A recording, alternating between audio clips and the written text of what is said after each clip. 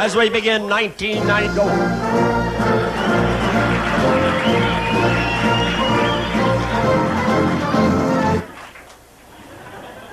You know, one of the...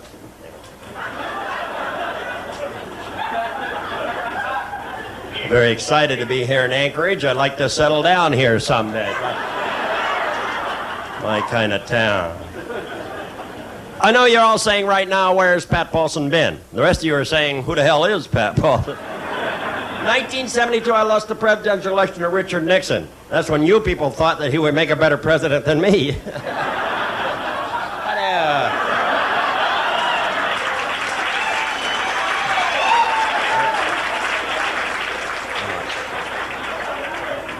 I have prepared a short speech for you here in Anchorage entitled How to Survive the Next 4 Years, a 2-year plan.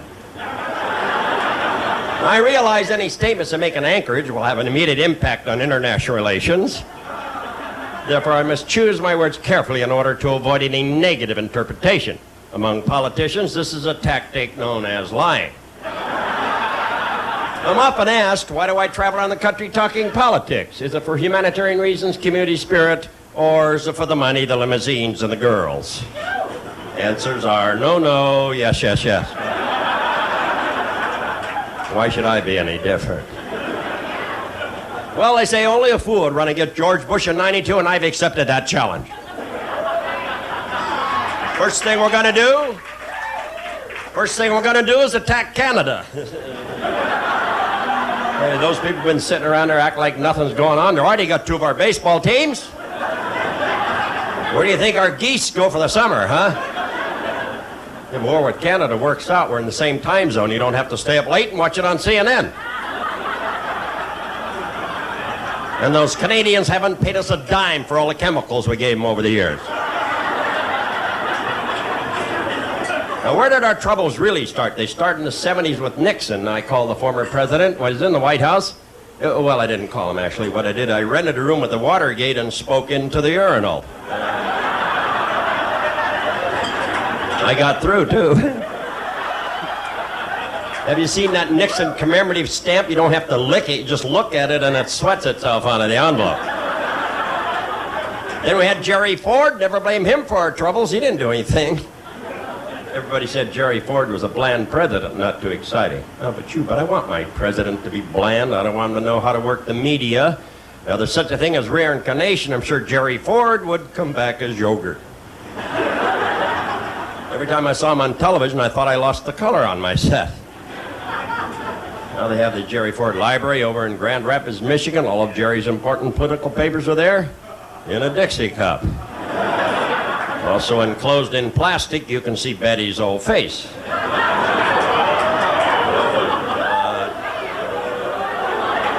Come on, this ain't Peter Pan up here, folks. Then we had Jimmy Carter. Nice man, Jimmy Carter. Had a great smile, great teeth. You know that man could eat a pineapple through a tennis racket? You put a guy like Jimmy Carter in charge of inflation, it's kind of like putting Roseanne Barr in charge of the Twinkies. Then we had Ronald Reagan, an actor. Could start a trend. 20 years now, you're going to have Bill Murray sitting in the Oval Office. Farting the national anthem or something. I don't get these actors going into politics like Mario Cuomo, the brother of Perry Cuomo. What the hell is that? I don't know if you folks know this, but I'm the mayor of a small town in Northern California called Asti, California. I've been the mayor for 3 years. We bought the town and we allow no voting privileges. Our slogan is, we've upped our standards, now up yours.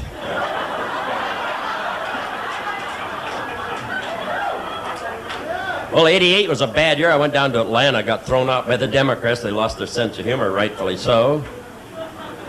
Well, what's the difference between a Democrat and a Republican? Tell you what I think it is. The average Democrat belongs to the Lions Club, and the average Republican belongs to the Country Club. Now, there's a connection between these organizations. The drainage system for the Country Club is the water supply for the Lions Club. Now, you give a cow to a Democrat, he'll milk that cow, keep some for himself, give the rest to poor people. Give that same cow to a Republican, he'll hire a Democrat to milk it at less than a living wage, then he'll suggest there's a milk shortage and sell it at inflated prices. Of This enables him to buy a bull. The bull, he makes a lot more cows, which hires a lot more Democrats to milk. So you can see that the Republican does to the Democrat what the bull did to the cow.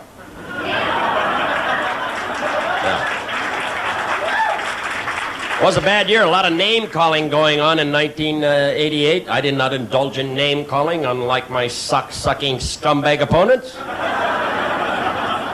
They said I wasn't involved in the mainstream. Well, I drink, I drive recklessly, I chase after women, and still Lloyd Benson had the nerve to say you're no Ted Kennedy.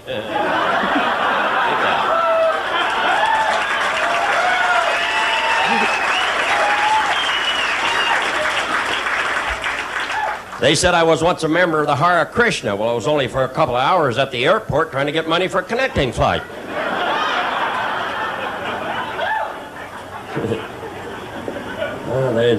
There's lots of things about me, lots of scandals. They said I once hit on a guy in a gay bar. Well, there weren't any women there. What the hell was I to do? Then they said I ignored the drug problem. Well, I wrote books on drugs. I gave speeches on drugs. Hell, I did damn near everything on drugs.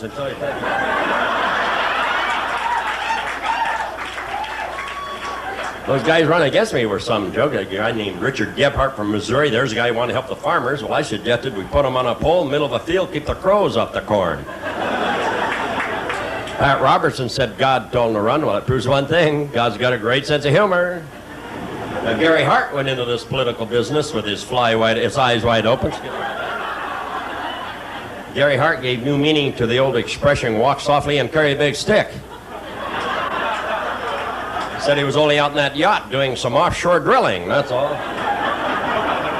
Won't catch me fooling around. You have an obligation to the American people, keep your record clean and clear. I would never chase after anybody, and it's not my way. Then in '88, we came down to the last two, George Bush and Michael Dukakis, Tweedledum and Tweedledummer. George Bush was envoy to China, chairman of the Republican Party, an ambassador, a congressman, head of the CIA, vice president, president. Man cannot hold a job. And he's dealing with Dan Quayle. You know, I saw an empty limousine pull up the other day, and Dan Quayle got out. Do it over here. I'll do it over here now. Everybody saw an empty limousine pull up the other day. Dan Quayle got out. Sit there and rot. I don't care. Boy, the comics, what would we do without Dan Quayle? You know, when George Bush had that heart flutter, they alerted Dan Quayle to stand by. The whole country had a heart flutter. Dukakis, of course, he's out of there. He'd never run again. When I first heard the name Dukakis, I thought he got it off the bottom of an eye chart. Weird name. Sounded like a gum disease. Got Dukakis all over here. Had a lot of Greeks behind him, and that's one place you don't want them.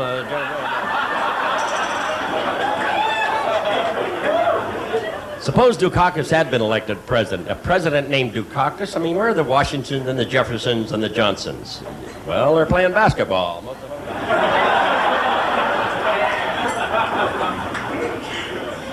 That left me. I only ran the first time because I thought I'd look nice on a dime.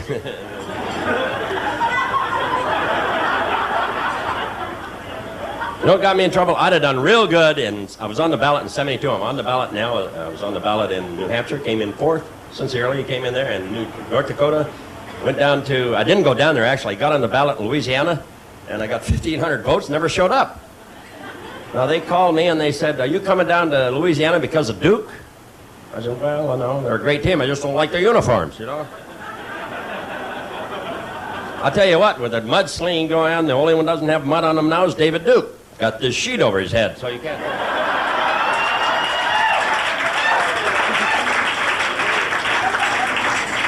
We're going to show you a sample. A lot of people who are young here don't know my past. Show you a sample of me campaigning in 1968. I had a tendency to go to one town, say one thing, another town, say another.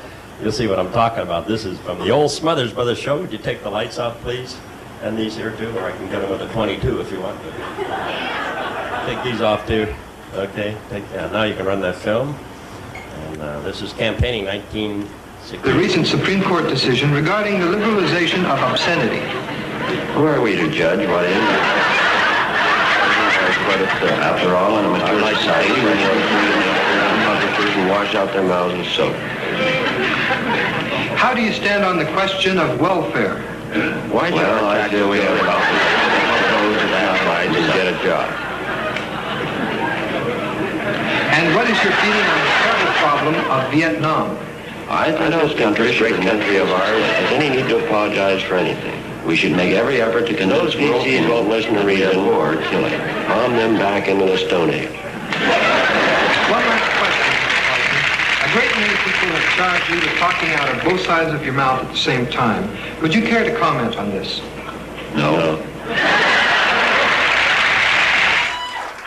Okay. There you go.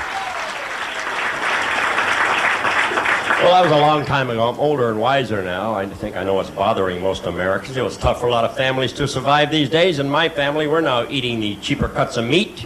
Last night, we had roast chicken faces. I make all of my own shoes now out of the skin that forms on chocolate pudding, so things are really tough. And if I wasn't in trouble, would I be working the Pierce Street Annex? Come on.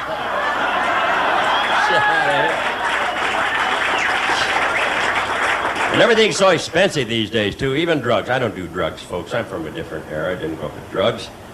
I tried Coke once. I don't get the thrill of Coke. It took me an hour to get the bottle out of my nose. That's expensive. You know, I'm going to snort something. I'll snort laundry detergent. It's cheap.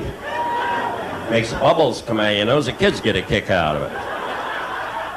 I had a guy come up in the street that then asked me if I want to sniff a little crack.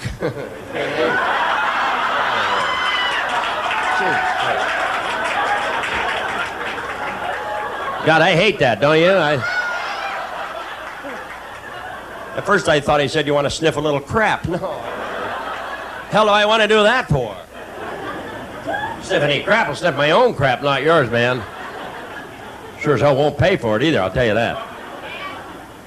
Getting back to drugs, I don't do drugs. Oh, once in a while I shoot up on Preparation H. It's funny now, my mind's starting to shrink. A lot of issues facing Americans. I'll tell you what hasn't worked. Social Security. Now, they started Social Security in the 30s to solve the old people problem, and now we got more old people we haven't had before. And those old buggers all over the place. Getting your way in elevators, walking slow, dribbling food down their chin, leave their fly open, drive you crazy, old people.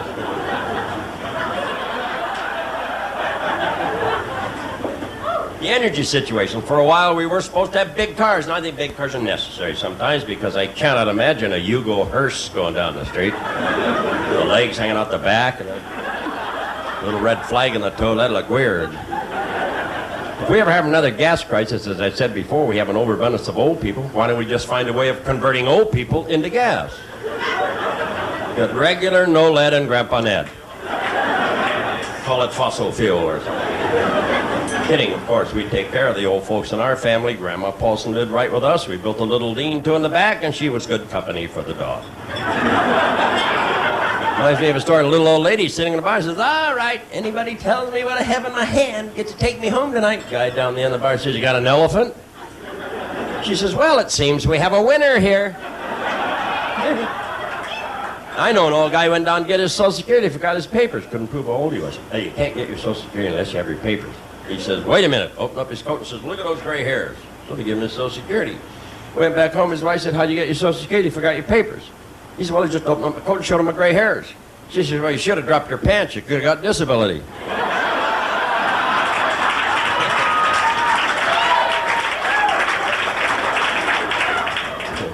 See, I can do old jokes now. I'm one of them. Don't send me any damn letters. Environmentally, I've always been very strong. I've always felt the major cause of forest fires is trees. Cut them down, get them out of there if they're a problem. Did that in Arizona, no trees there, just rocks. That's good because a bird can't crap on you from a rock. The Indian problem, I felt we should attack. Hey, they still got some land we haven't taken away from them. Indians think they're Americans, got a lot of nerve. Well, the Indians would have done a lot better if they'd had tougher immigration laws.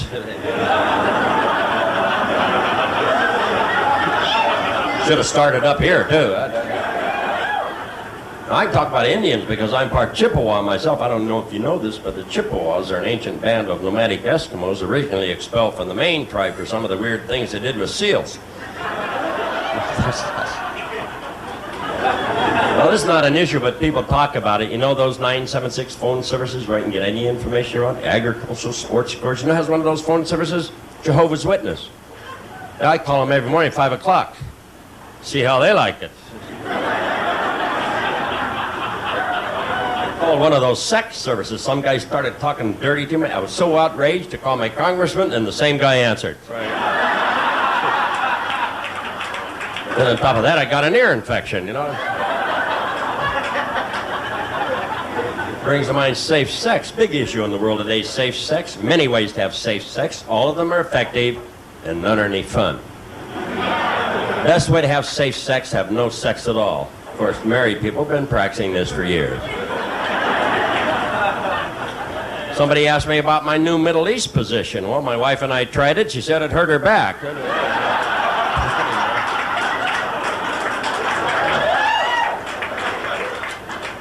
These are chauvinistic lines. I apologize to the ladies. I am for women's rights. I don't think anybody should be discriminated against because of the shape of their skin. If there's any guys in the audience tonight, you thinking about getting married? I'll save you a whole lot of trouble. Just find yourself a woman you hate and buy her house.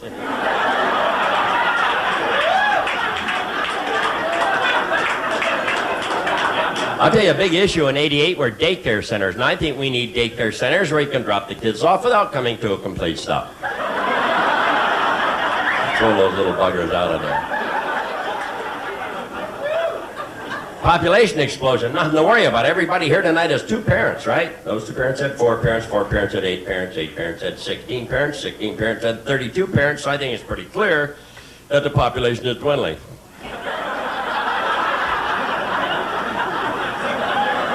Okay, I'll explain that to the people from Nome who came down tonight.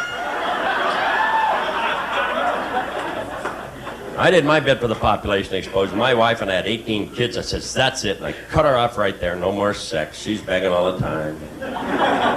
You ladies here tonight would too if you knew.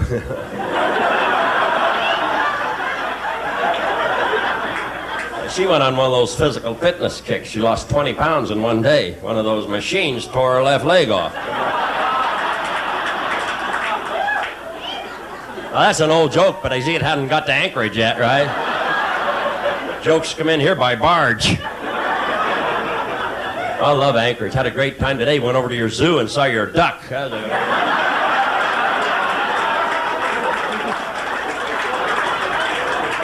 Somebody asked me before I came up here to Anchorage, would I find any humor here in Anchorage? And just today I met the mayor and nearly laughed my head off.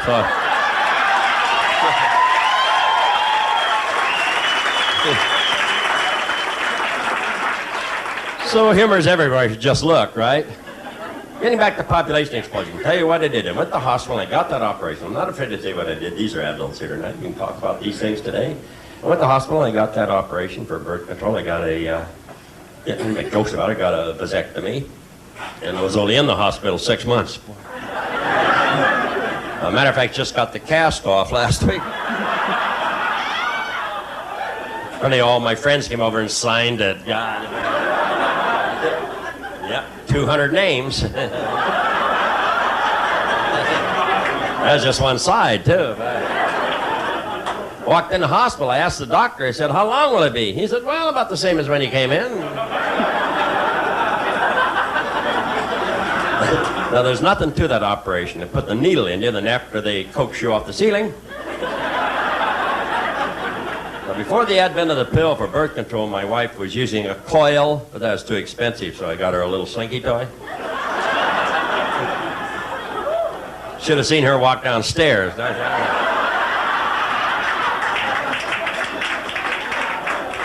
Gazang, gazang, gazang. Well, 92 is a big year for me. We have a new slogan. I'll be decisive president, probably.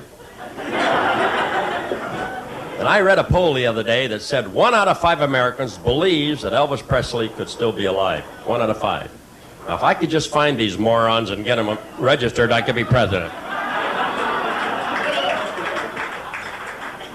So I'd like to leave the podium, get my guitar, and do what I'm supposed to do, try to entertain you, but I'd like to leave the podium with this thought. I know in my heart that for centuries to come, years will pass.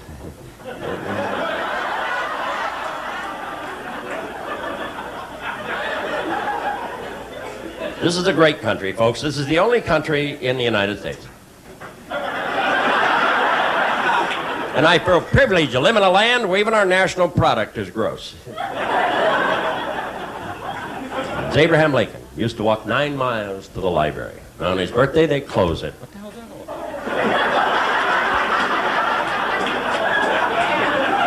Well, ladies and gentlemen, I have a dream. It's a dirty one. I don't want to talk about it.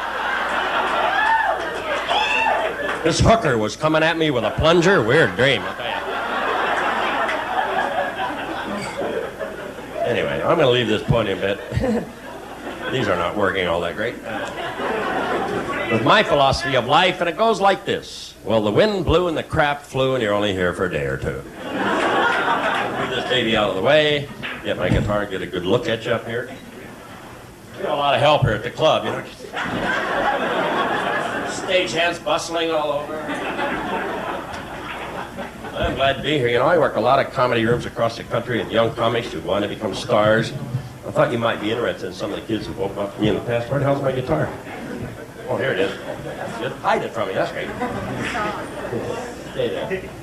And some of the kids who woke up for me in the past, I think you're going to be interested. A fellow named Don DeBelli, you know, Father Guido Sarducci, opened up for me in San Jose years ago when I was doing Saturday Night Live. A fellow named Howie Mandel opened up for me in Toronto, a place called Yuck Yucks before he made it, and went on to do St. Elsewhere, very funny. Harry Anderson opened up for me in Hermosa Beach. He was an incredible comic magician. Went on to do Night Court, to the judge on Night Court. Emo Phillips and Judy Tenuta opened up in Chicago when they were starting out. They were a duo at that time. Jim Carrey from Living Color, I was 17, opened up for me in Ottawa. He's an incredible talent, Jim. He was on the bill with me. The last two that went on to become stars, Jenny Jones and Paula Poundstone, were my opening acts in Sacramento, and they now have their own television shows. All these kids open up for me, go on to become stars, and I'm really getting sick of it. Who the hell needs them anyway? I do a different form of humor. I'd like to get to know you first. What we're going to do is divide you into two groups. We're going to revive the American tradition of singing along together. They're going to give you your lines over here, and you try to out-sing these people over here. It'd be a lot of fun for you to get a kick out of it. So, you're first. Your lines go at the Glasgow Playing Grounds. Plus, it says, right, what's the thing right here? Go on. Over here, you sing Captain on the right side. Go to Houston Port, you can type it. Over here first. Ready? I dance Calvin, a playing ground. Everybody. Horse and I ride sky. Dum diggy doo. A lot of fun when you sing along like that. That's right. Over here, Captain. Everybody. Ha. You know, this is the first club when anybody actually tried to sing back. A little toxic waste in your water here or what? Making nuts here in Anchorage. Okay, I'll sing one song for you. I wrote in honor of my visit here to Anchorage, sin capital of the world. It's a folk song, goes like this. I was standing in the street when a very ugly man came up and tied his horse to me. Well, that was it. The hell, I'll tell you something, this act starts slow, then the whole thing peters out. I sing a song about cheese. Cheese is an important product. Cheese comes out of Wisconsin. Cheese is a friend of yours, and cheese is a friend of mine. Oh, what a friend we have in Jesus. Well, one minute. Oh, shit. I'll tell you a little about myself. I'm originally from the state of Washington, down south of here a little ways. I was a depression baby. I don't mean to have a dent in my head. You're just a poor family. Lived on the coast there. My dad was a fisher. My mother was a netter, and my sister was a hooker. I never had a pet until I was 8 years old, and Mom finally got me a pet. You know she got me? She got me a clam. I said, not a hell of a pet. Hard to get a rope around a clam and walk them in. You got to drag along the pavement. They make sparks. That's no good. I used to walk to school, and this is true. I walked to school every day to a little red schoolhouse, and living on the coast there are a lot of seagulls. There's one rogue seagull, I guess, with a bad beak or something, used to dive bomb me every morning. Zap, ploppy, get me. But I got even with him. I found out where he was nesting, and I climbed the cliff above him.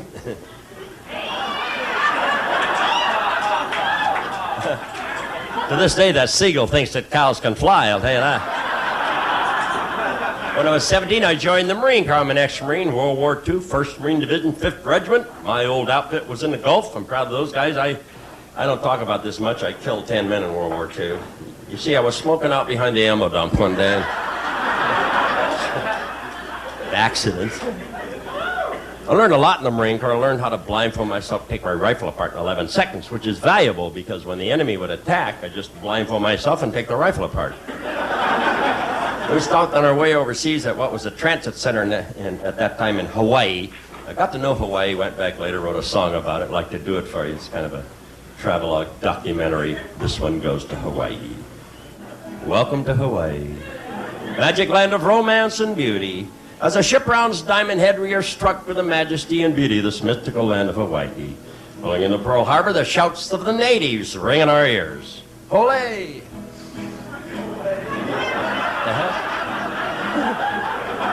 Rushing back to our ship, we again set sail for Hawaii. Arriving at our real destination, we study the history of Hawaii. Hawaii has many races: Hawaiian, Chinese, Japanese, Samoan, Indonesian, Filipino, English, French, all bound together in one culture called screwing the tourist. We see the pretty wahinis. You all know what a wahini is? That's something you put on a bahun with lots of mustard.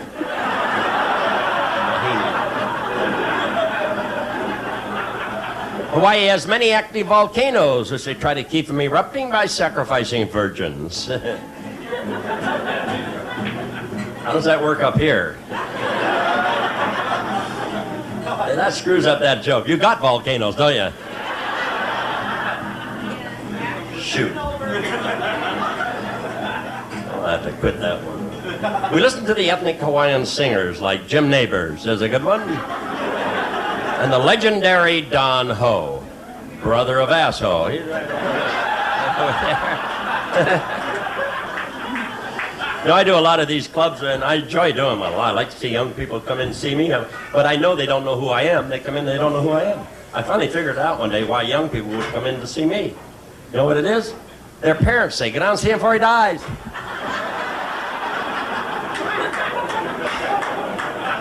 Well, if you're too young, I'll tell you about myself. I started as a writer. I used to write for a lot of groups. One in particular called Smothers Brothers. Wrote a number of songs for them. One called Chocolate.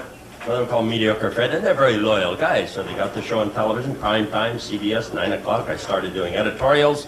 Then I ran for the presidency, and I became known throughout the country. In fact, all over the world. We had clippings from that campaign. So if you're too young to run around at that time, I'll tell you right now, I was a big act. Big act.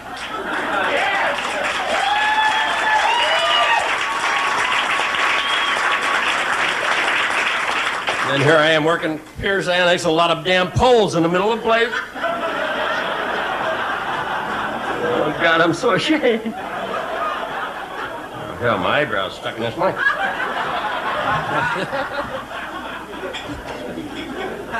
Anyway, the club I worked long before that was in the Village in New York, a place called the Gaslight. The reason I mention the Gaslight is performers you'd know worked there. A fellow named Bill Cosby started the Gaslight, Woody Allen, Bob Dylan, Tiny Tim, Peter, Paul, Mary, myself, all down the Village in those days. So we're going to take it back to the days of folk singing and folk songs. A little song about a club I worked a long time ago in the Village called the Gaslight. Look at those fingers go. I met you at the Gaslight on McDougal Street in Greenwich Village.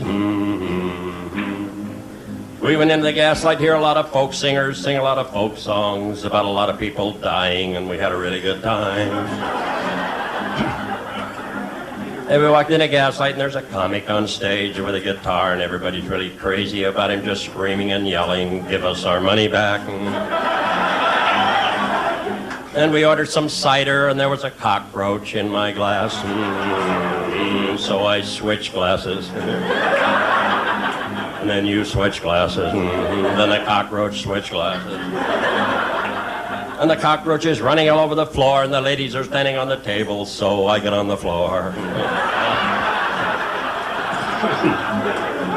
Things are looking up. No, I don't. We did that. And we settled back to watch the show, and you settled back too far and tipped over the woman's glass and back to you, and she didn't like it and give you a punch in the kidney. So I turned around, put my finger in her nose, and then I couldn't get it out. So we left together. Walking down the street, hand in nose. Boy, can I pick 'em.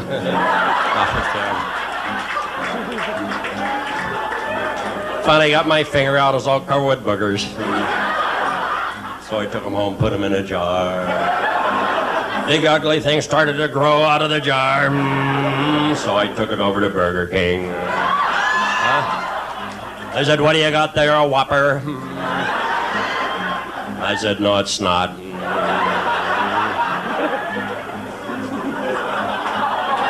Now you can see from that, not on.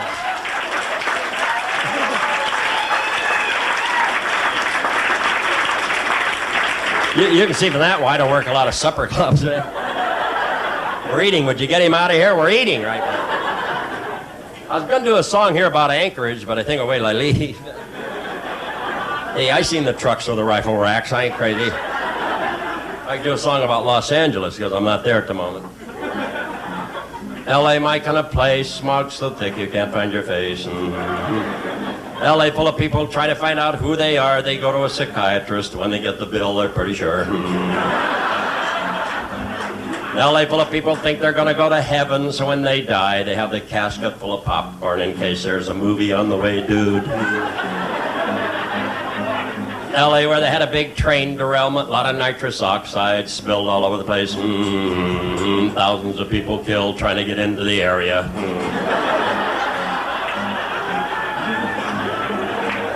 L.A. where strange things happen on Santa Monica Boulevard. 3 gay guys attacked a woman, 2 held her down, the other one did her hair.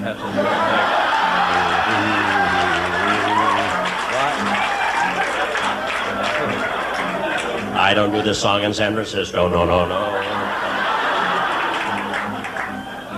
L.A. a lot of people sitting around in hot tubs all day getting all wrinkled, can't find their pee-pee. That was never a problem of mine,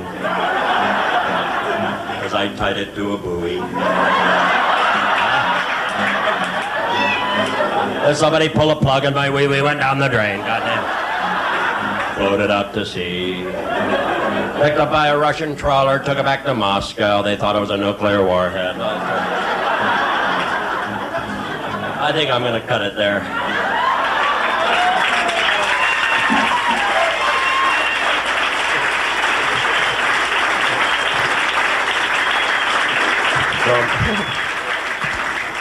Grown man doing that kind of crap. Ought to grow up.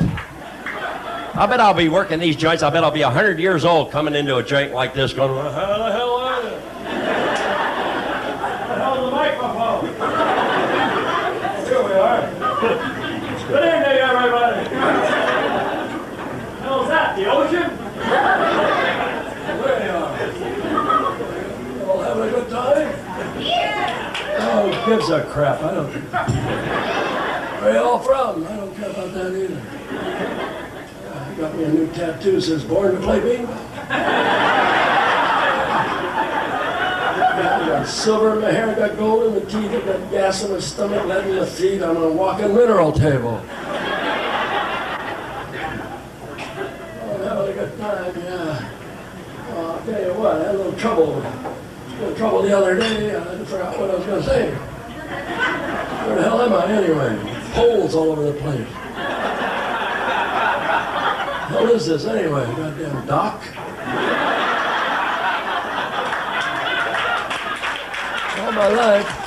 All my life I wanted to get me a BMW. Now I just settled for a BM.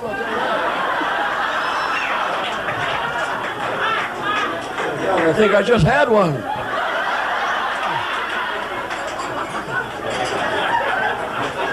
Well, I tell you what, I still got this great sex drive. Yeah, she lives 80 miles. It takes her 75, spent the honeymoon trying to get out of the car. trouble at first with my sex drive. Got one of those implants, you know, put it in backwards, blew a hole in my shorts.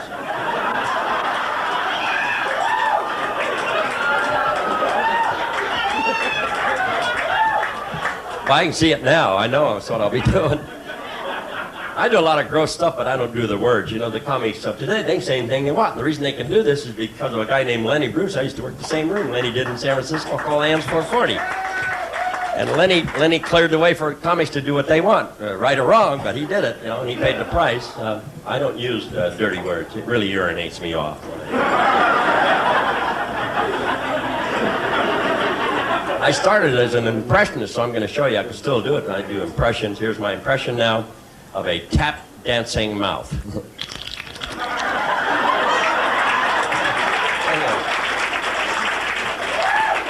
Hey, you try to hurt like hell, dude.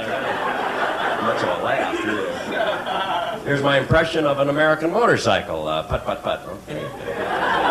Japanese motorcycle. Ah, pata, pata. Hey, you can do a lot of those Swedish motorcycle, pure to pure to pure. Those impressions won me a blue ribbon down at the Seattle Pottery and Marijuana Festival after.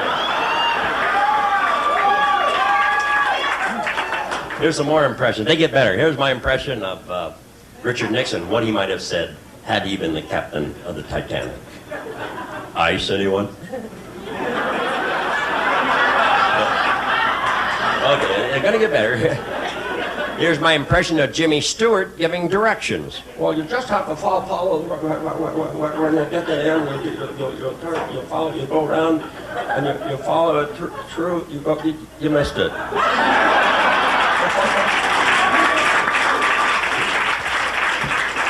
Okay, here's another. Now, this is one of my best. This is the late, great John Wayne. This is a good one. This is a great one. Well, I'm going up in the mountains and talk to the Apaches. You come with me if you want to, but you don't have to, gentlemen. Okay, it's not so good.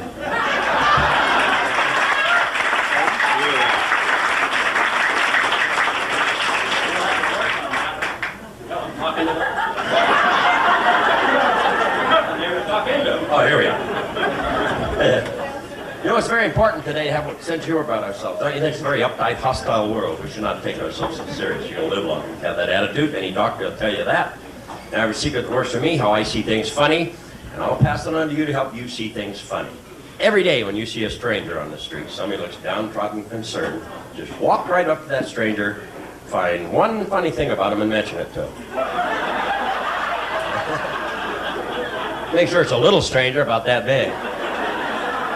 And I think you're going to feel happy that you kindled a spark of laughter in the restless world. I would like to do one last thing for the young people here tonight, because you're the hope of the future and the hope of the world. And I hope you do a better job than we did. But as I look into your faces here, I see there's a fat chance of that. For the young, hope the older adults won't mind. For the young here tonight. They spare those hamburgers. Those you see me on television, I'm not like that person. I don't appear to be very wild or daring, but underneath this suit, I'm covered with hickeys. Of course, they're self-inflicted by... Hey, I've been on the road. It's tough. After the show, we're going to have a little place. We're going to try to sell you some crap, some stuff, some memorabilia. I have some posters from the '68 campaign that are the originals. These are not remakes. There it is. Pat Paulson. Isn't that neat? Look, I was younger than... That one's going to cost you.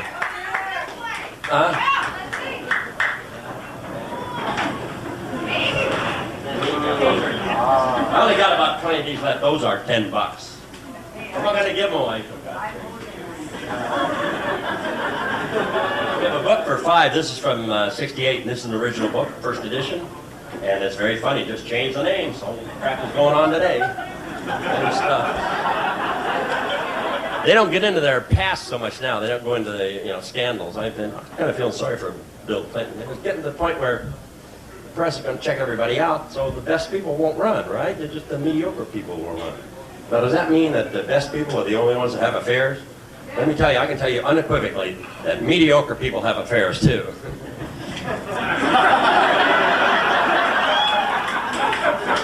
They don't have great ones, but they have them, you know. So I thought about Bill Clinton the other day, and I shouldn't do jokes on him, but he's tired of what they're doing. He said, "No more scandals. Smell my lips." What is this, a church group, for God's sakes? What is this? Oh, I just did that. Yeah, we have the Paulson for President poster somewhere around here. You see it anywhere? And that's, I mean, the headquarters. That's only $5. And we have a, oh, yeah. Just mingle while I'm screwing around. And we have the, these are 100% cotton. Hey, so, well, I need to get rid of those. There they are. That's the original. Those are $15. Well, I gotta make money for the campaign. You know how I'd handle the deficit? I'd turn it into a government program, then we start cutting back, then I'd eliminate it entirely.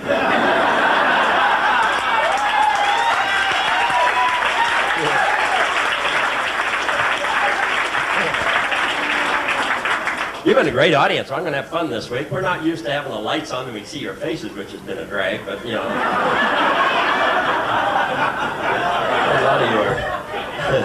But you're a great audience, really. I'm sure Leah would say that too. Oh, not great, but I mean, you're a good audience.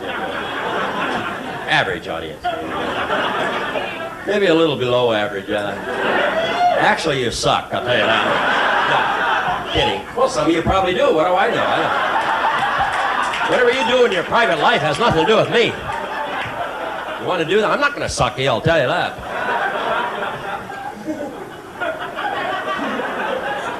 You want to see me after the show? We got a little table over there. We'll sign these if you got. Oh, we get a bumper sticker and a button for $5.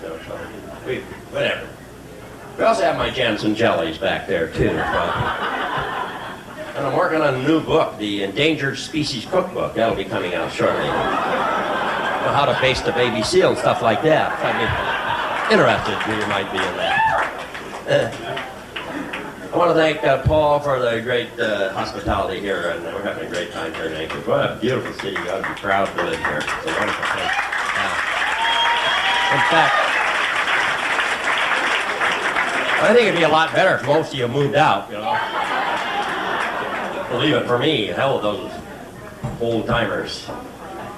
Well, I've had it with you people. I'll personalize these things. I'll sign them. I'm going to stick around. You want to put any money in the campaign, we're welcome. If you want just an ordinary autograph, those are $75. I'm not going to do this crap for nothing, I'll tell you that. Things are tough today, you know. It's tough out there. I heard the other day, the Northrop Corporation, you know, the outfit that makes that stealth bomber. You've heard of them? You know what the stealth bomber is? Okay. Well, they laid off 1,500 people the other day. Now, I'd like to know this. How the hell are they going to know if they left? I was testing an audience and a location with that joke. I know, and this is not the place to do it. Well, that's a clever joke, isn't it? I like that joke. Well, that's it. Boy, how much time did I do? Oh, shit. Oh, that's about enough. So, and I don't know what we're doing a little film here, so you're all going to be immortalized. I don't know, making a commercial for the club. This is a great club, and it's one very nice. You got to be proud to have this. This is the best club I've been in since last week.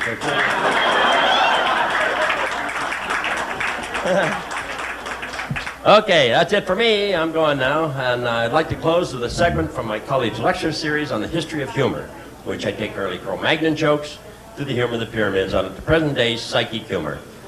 I'm going to go into a trance, and while I'm in this trance, my body will be overtaken by an Indian spirit comedy leader of the 17th century. A fellow named Ramajan comes into my body and speaks to you through my mouth. It's a weird thing to watch, like catatonic fit. What this is channeling. That's Shirley MacLaine stuff. So I'm going to channel this spirit. He'll talk to you, and I'll come back. This is a weird thing to watch. I don't think anybody does this in public like this for money. So I'm going to go into the trance, and while I'm in this trance, we'll see if Ramajan's here, then I'll come back. Weird thing. Here we go. Into the trance. I'm going to need your help. What to do.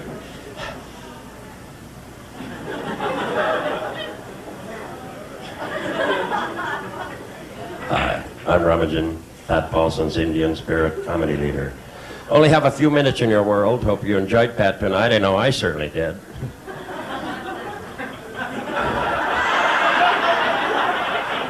There's something that Pat would appreciate. He's too humble of a man to ask for this himself. But Pat has never had a standing ovation.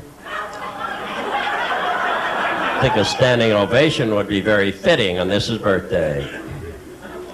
For the older people in the audience, I'd like to remind you that Pat served his country well in World War II. So I'm going now, and Pat will be right back, and he doesn't know I said any of this. I think he'll agree that when he does come back, he certainly has earned his standing ovation. Working in a place of goddamn poles all over, for God's sakes. Also, folks, the doctor has given Pat just 6 months to live. So it'd be nice if he had one last standing ovation. Also, folks, Pat lies a lot during his act. You know, he just has a little teeny peeny this long. Of course, it's this wide. I'm going now, and Pat will be right back, and he doesn't know I said any of this. Give me a second here. Okay. Whew. Well, I don't know what he said or anything. He gave you any instructions. Hope you follow through on it. Been a lot of fun. Hope you'll come down and see me again. I appreciate you a lot. Okay?